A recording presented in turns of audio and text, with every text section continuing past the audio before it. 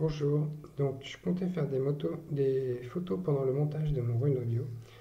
J'ai complètement oublié, donc à la place je vais essayer de faire une vidéo cheesy sur comment ça marche. Donc d'abord on a la lime 5 volts qui est branchée sur une prise format américaine dont on a coupé un des deux fils pour intercaler un relais. Sur le côté normalement ouvert, Oui, c'est super. il n'y a pas de courant qui passe vers l'alimentation quand on branche la prise sur le mur. Ensuite, on met une autre paire de fils en parallèle de ce relais qui va sur l'interrupteur et qui permettra d'amener le courant jusqu'à l'alimentation. C'est un interrupteur avec deux circuits, vous voyez qu'il y a 6 broches, du coup on peut câbler deux circuits différents. Et l'autre circuit là est un circuit de contrôle qui va arriver sur le Raspberry en suivant ce câble. Donc il arrive sur la broche GPIO 12 et la masse, non GPIO 13 et la masse. Et du coup il faudra un petit bout de logiciel pour contrôler dans quel état est les boutons pour savoir si on allume ou pas. D'autre part, on branche sur une autre GPIO le signal du relais, ce qui nous permettra de fermer le relais de la même manière avec un petit bout de logiciel qu'on verra ensuite.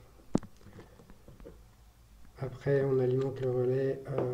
Moi j'ai décidé de l'alimenter directement sur la lime 5 volts parce que ça ne sert à rien de le faire passer par le Raspberry. Et ensuite, avec un beau câble USB trop long, beaucoup trop long, je branche le Raspberry lui aussi sur la ligne 5 volts. Ensuite, le reste est tout simple. Là, il y a la prise de l'écran, prise HDMI, qui va à l'écran. J'ai mis un connecteur mais ce n'était pas nécessaire dans ce projet. Le câble USB de l'écran est branché directement sur le Raspberry. Et enfin, ça c'est juste un câble mâle-femelle réseau pour pouvoir brancher le réseau filaire. Et évidemment les sorties RCA du P0 audio pour pouvoir faire sortir le son. Voilà. Donc c'est tout pour le matériel. Il reste le logiciel.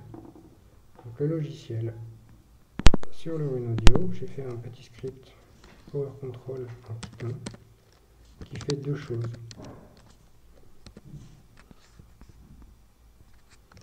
Tout d'abord, il règle en sortie la broche de contrôle du relais. Voilà, donc ensuite on envoie un sur la broche GPIO correspondante de manière à ce que le relais se ferme. Et là, le relais est fermé, on peut éteindre avec l'interrupteur sans que ça éteigne le Raspberry. Ensuite, l'autre broche GPIO, celle qu'on a utilisée pour l'interrupteur, on la setup en entrée pour pouvoir lire son état. Et ensuite, on fait une boucle infinie où toutes les demi-secondes, on vérifie si l'interrupteur est toujours allumé. J'ai mis un commentaire pour être sûr que ce soit clair. J'espère que c'est clair.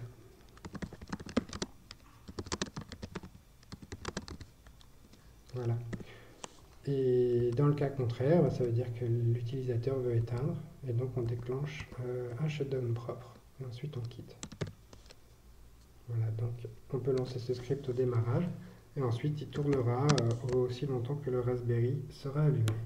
Et pour automatiser son démarrage, parce que personne n'a envie de lancer un script à la main à chaque fois, on fait une petite unité de service systemd.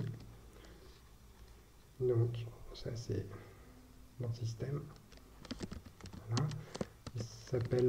Mon système s'appelle Power quelque chose, donc on va éditer étoile Power étoile. Voilà, c'est celui-là. Power Control, ça s'appelle du coup.